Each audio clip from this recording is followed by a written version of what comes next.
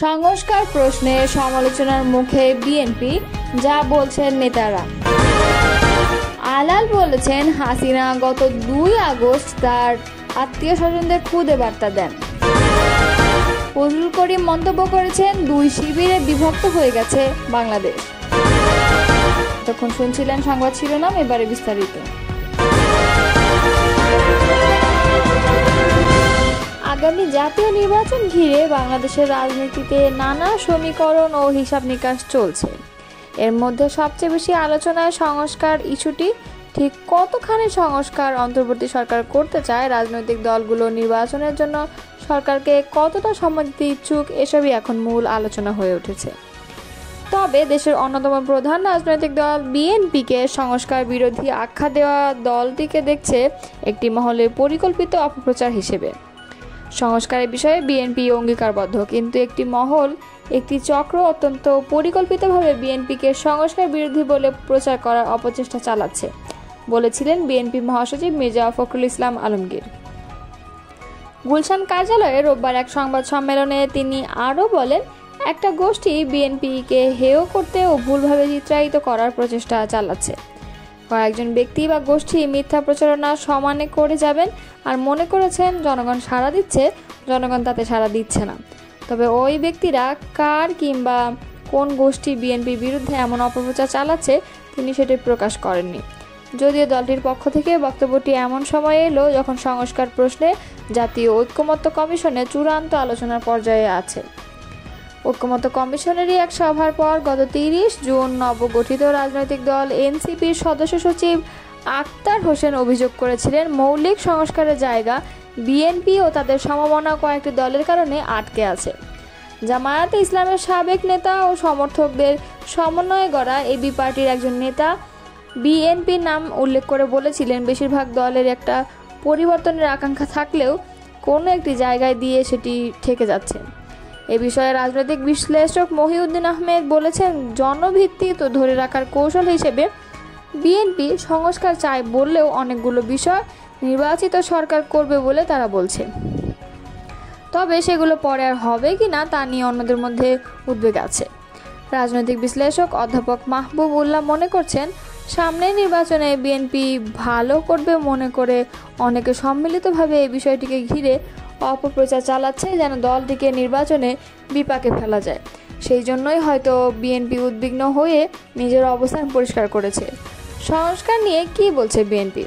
রোববার সংবাদ সম্মেলনের শুরুতেই বিএনপি মহাসচিব বলেন, অনেকে সংস্কার সম্পর্কে বিএনপিকে নিয়ে কথা বলেছেন যেগুলো সঠিক নয় এবং সংস্কারের প্রতি বিএনপির অঙ্গীকার নিয়ে প্রশ্ন তোলার সুযোগ নেই। বিএনপির পক্ষ থেকে 2016 সালে দেওয়া ভিশন 30 এবং 22 সালে দেওয়া 27 দফা এবং 23 সালে দেওয়া 31 দফার প্রসঙ্গ উল্লেখ করে তিনি অভিযোগ করেন, একটি মহল ও চক্র বিএনপিকে সংস্কার বিরোধী বলে অপপ্রচার চালাচ্ছে। বিএনপি পরীক্ষিত উদারপন্থী গণতান্ত্রিক রাজনৈতিক দল এবং দলটির উদ্দেশ্য নিয়ে প্রশ্ন থাকতে পারে না। মির্জা ফখরুল বলেন, একটি গোষ্ঠী বিএনপিকে নিয়ে ভুলভাবে চিত্রায়িত করার প্রচেষ্টা চালাচ্ছে। কয়েকজন ব্যক্তি বা গোষ্ঠী মিথ্যা প্রচারণার সমানে করে যাবেন আর মনে করছেন জনগণ সাড়া দিচ্ছে, জনগণ আসলে সাড়া দিচ্ছে না। এটাতে লাভ হবে না, কারণ মানুষ বিএনপি চেনে। সংস্কার নিয়ে বিএনপিকে দোষারোপের সঙ্গে নির্বাচনকে বিলম্বিত করার কোনো চেষ্টা আছে বলে বিএনপি মনে করে কিনা এমন প্রশ্নে তিনি বলেন, সেই প্রশ্নের উত্তর আমি এখন দেব না। তবে নির্বাচনকে যারা বিলম্বিত করতে চায় তারা গণতন্ত্রের পক্ষে নয়, জুলাই আগস্টের বিপ্লবের পক্ষের শক্তি নয়। বিএনপি সম্পর্কে ভুল ব্যাখ্যা দেওয়া এবং বিরূপ মনোভাব তৈরির চেষ্টা সফল হবে না। শেখ হাসিনা গত 2 আগস্ট তার আত্মীয় স্বজনদের খুদে বার্তা দেন বলে মন্তব্য করেছেন বিএনপি চেয়ারপারসন উপদেষ্টা সৈয়দ মোয়াজ্জেম হোসেন আলাল।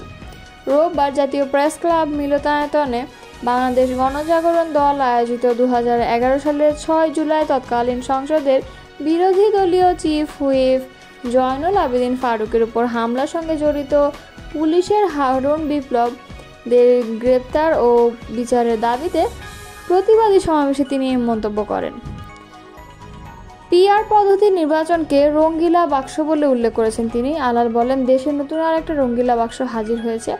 এই রঙ্গিলা বাক্সটা হচ্ছে পিআর পদ্ধতিতে নির্বাচন। পিআর পদ্ধতিতে যে দেশে নির্বাচন হয় সেখানে স্থিতিশীল সরকার নাই, স্বাভাবিক গতি সরকার নাই, বেলজিয়াম ও ইসরায়েলেও আছে। ইসরায়েলের নাম বললে আর কোনো দেশের কথা বলা লাগে না। পিআর পদ্ধতির পক্ষে কারা আছেন সেটা নিয়ে আবার সবাইকে আরও গভীরভাবে চিন্তা করার আহ্বান জানান তিনি। আলাল বলেন, পিআর পদ্ধতি নির্বাচনের আরও অনেক ব্যাখ্যা রয়েছে, তবে একটা জিনিস সবাইকে পরিষ্কারভাবে বুঝতে হবে, একটি পুরাতন বিল্ডিং ভেঙে ফেলতে হলে তার আগে ওই জায়গায় কি করবেন সেটার পরিকল্পনা করতে হবে।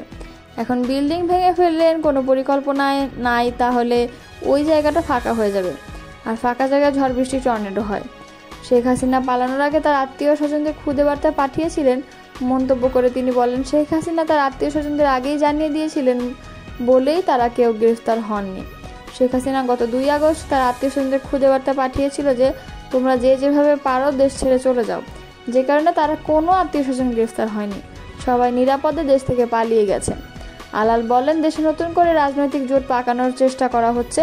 এটা ছিল শিক্ষার্থীদের আন্দোলন, এই পেছনে প্রেরণা ও শক্তিদাতা ছিল বিএনপি ও তার নেতৃত্বাধীন জোট। সবচেয়ে বেশি শহীদের সংখ্যা বিএনপিতে, সবচেয়ে বেশি আহত সংখ্যা বিএনপিতে, সবচেয়ে বেশি গুমের সংখ্যা বিএনপিতে। কিন্তু আমরা কৃতিত্বের দাবি করি না। আমরা মনে করি বিএনপি এটা করা উচিত ছিল, করেছে।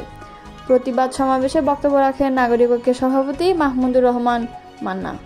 ইসলামী আন্দোলন বাংলাদেশের সিনিয়র নায়েবে আমির মুফতি সৈয়দ মোহাম্মদ ফয়জুল করিম বলেছেন, কেউ ইসলাম ঐকমত কায়েম করতে চায়, কেউ আমেরিকান গণতন্ত্রবাদ প্রতিষ্ঠিত করতে চায়, কেউ ভারতের পক্ষে, কেউ ভারতের বিপক্ষে। 2 ভাগে ভাগ হয়ে গেছে বাংলাদেশ, 2 শিবিরে বিভক্ত হয়ে গেছে। আগামী নির্বাচনে কি অবস্থা হবে, কারা ভোট পাবে, কথা ক্লিয়ার। যারা সুশাসন কায়েম করতে পারবে তারাই ভোট পাবে, যারা সুশাসন কায়েম করতে পারবে না তারা ভোট পাবে না, ক্লিয়ার কাট কথা। রোববার বিকালে রাজশাহীতে এক মতবিনিময় সভায় প্রধান অতিথির বক্তব্যে তিনি কথা বলেন। ইসলামী আন্দোলন বাংলাদেশের রাজশাহী মহানগর শহরের একটি কমিউনিটি সেন্টারে এই মতবিনিময় সভার আয়োজন করা হয়।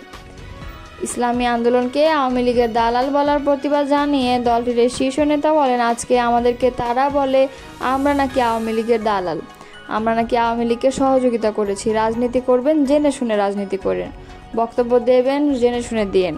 ইসলামী আন্দোলন বাংলাদেশ আজ পর্যন্ত প্রশ্নবিদ্ধ কোনো জাতীয় নির্বাচনে অংশগ্রহণ করেইনি।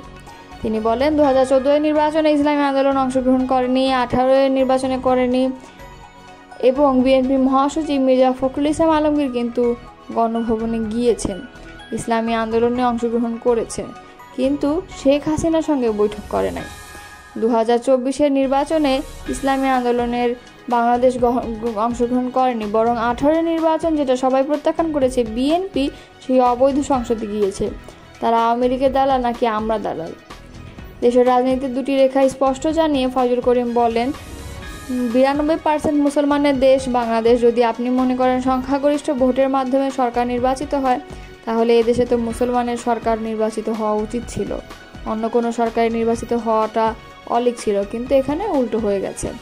এখন যে রাজনীতি চলছে তা হলো একটি ইসলামপন্থীদের রাজনীতি আর ইসলামের বিপরীত রাজনীতি, 2টা রেখা সৃষ্টি হয়ে গেছে অলরেডি। আগামী দেশ হবে ইসলামের উল্লেখ করে তিনি বলেন, আগামী দেশ হবে ইসলামের ক্ষমতায় যাবে ইনশাআল্লাহ।